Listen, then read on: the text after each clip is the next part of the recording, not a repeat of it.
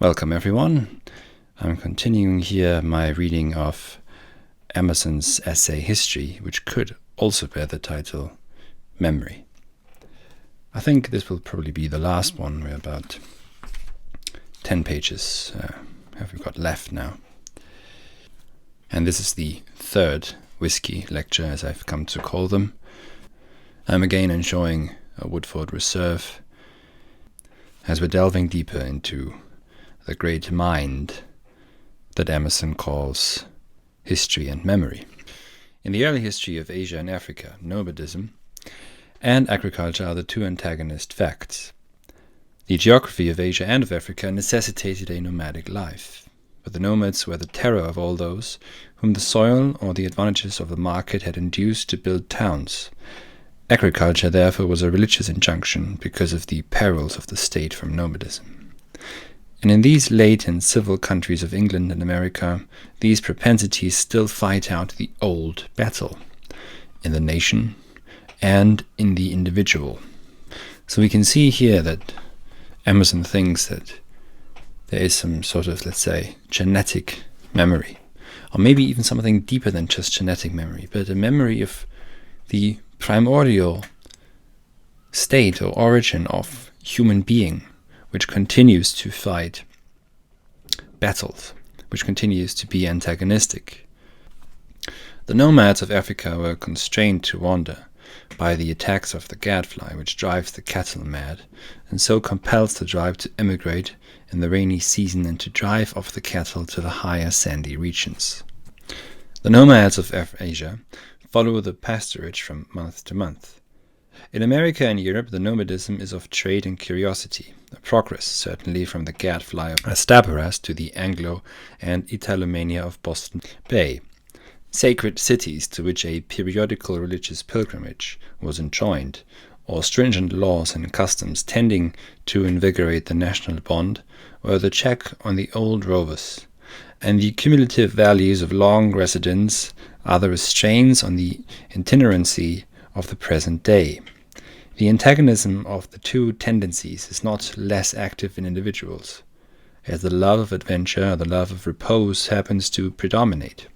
A man of rude health and flowing spirits has the faculty of rapid domestication, lives in his wagon and roams through all latitudes as easily as a Kalmuk. At sea, or in the forest, or in the snow, he sleeps as warm, dines with as good appetite, and associates as happily as beside his own chimneys. Or perhaps his facility is deeper seated in the increased range of his faculties of observation, which yield him points of interest wherever fresh objects meet his eyes. The pastoral nations were needy and hungry to desperation, and this intellectual nomadism, in its excess, bankrupts the mind through the dissipation of power on a miscellany of objects. The home-keeping wit, on the other hand, is that continence or content which finds all the elements of life in its own soil, and which has its own perils of monotony and deterioration if not simulated by foreign infusions. Everything the individual sees without him corresponds to his states of mind, and everything is in turn intelligible to him as his onward thinking leads him into the truth to which that fact or series belongs.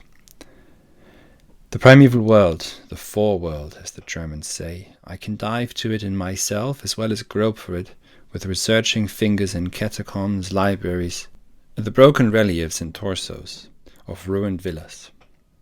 What is the foundation of that interest all men feel in Greek history, letters, art, and poetry, in all its periods from the heroic or Homeric age down to the domestic life of the Athenians and Spartans 4 or 5 centuries later? What but this, that every man passes personally through a Grecian period? The Grecian state is the era of the bodily nature, the perfection of the senses, of the spiritual nature unfolded in strict unity with the body. So we can see what Emerson relates here is that he thinks that the epochs that we find in history are also the epochs or periods, the states that we go through as individuals. We all go through the Greek period where we become fully aware of our senses. By the way, note here, how this is truly in opposition to Platonism, isn't it? So again, perhaps Nietzsche was not that wrong, that Plato was indeed quite subversive. In it existed those human forms which supplied the sculptor with his models of Hercules, Phoebus, and Jove, not like the forms abounding in the streets of modern cities, wherein the face is a confused blur of features, but composed of incorrupt, sharply defined, and symmetrical features, whose eye sockets are so formed that it would be impossible for such eyes to squint and take furtive glances on this side and on that, but they must turn the whole head. The manners of that period are plain and fierce. The reverence exhibited is for personal qualities: courage, address, self-command, justice, strength, swiftness, a loud voice, a broad chest. Luxury and elegance are not known. A sparse population and want make every man his own valet, cook, butcher, and soldier, and the habit of supplying his own needs educates the body to wonderful performances.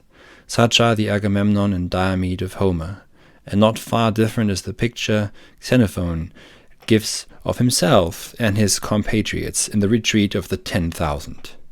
After the army had crossed the river Teleboas in Armenia, there fell much snow, and the troops lay miserably on the ground covered with it.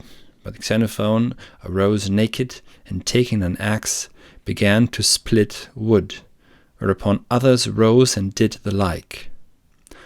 Throughout his army exists a boundless liberty of speech. They quarrel for plunder, they wrangle with the generals on each new order, and Xenophon is as sharp-tongued as any, and sharper-tongued than most, and so gives as good as he gets. Who does not see that this is a gang of great boys with such a code of honor and such lax discipline as great boys have? Almost in Winckelmannian fashion here, Emerson points out the great, either epic heroes Agamemnon and Diomedes, or Xenophon, a real general, military leader, philosopher, born in Athens, a student of Socrates, and also the military leader who led the 10,000, who marched towards Babylon and almost took the city. I say in a Winckelmannian fashion, because Winckelmann probably was the first who pointed out that we can and should indeed strive to imitate and emulate the ancients, that they stand there as ideals and idols, to be, on the one hand, of course, not ever fully reachable to us. They cannot be reached or fully imitated, but they can become our future. For Wilhelm von Humboldt, the Greeks became gods even. And I don't mean the Greek gods, I mean the exemplary human beings that we find in Homer, for example, or in someone like Xenophon. They stand and withstand the changes of history and remain deeply ingrained in our memory, which we can and must relive if we want to become genuine individuals, which, by the way, you should not conflate with crude individualism. The costly charm of the ancient tragedy, and indeed of all the old literature, is that the persons speak simply, speak as persons who have great good sense without knowing it, before yet the reflective habit has become the predominant habit of the mind. So, again, Emerson here speaks of the pre-philosophical time, we could almost say, or at least our admiration of the antique is not admiration of the old, but of the natural. And that presumably, that is the crucial sentence here. I'll read it again. Our admiration of the antique is not admiration of the old, but of the natural. The Greeks exemplify the natural hierarchy, the holy order of things. Hence we admire them.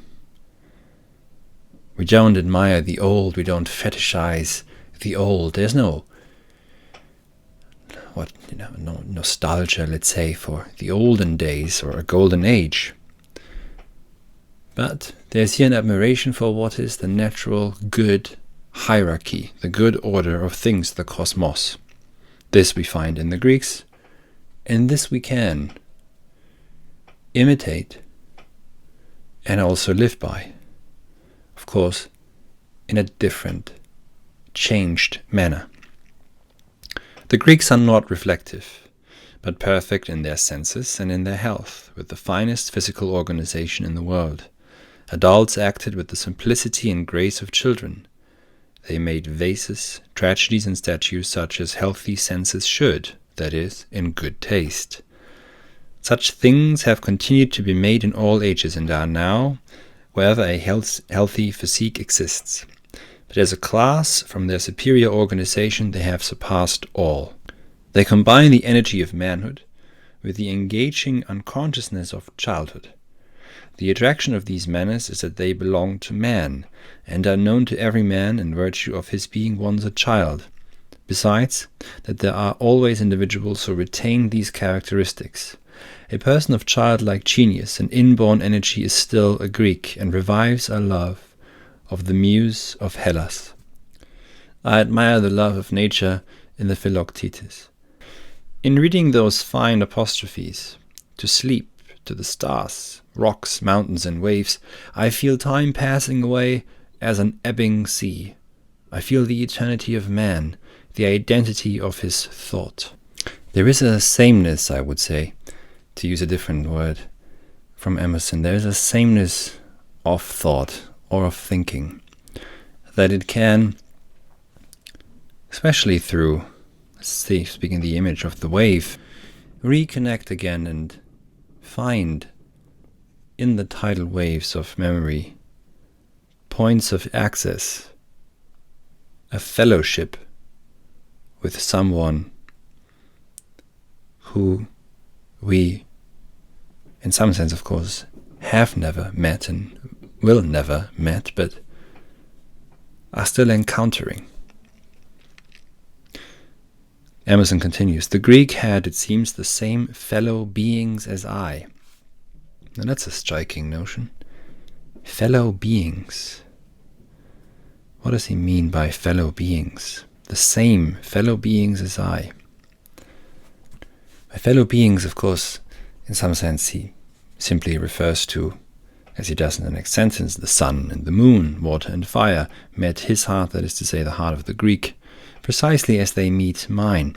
However, I would add that there's something else also going on in this notion of the fellow beings.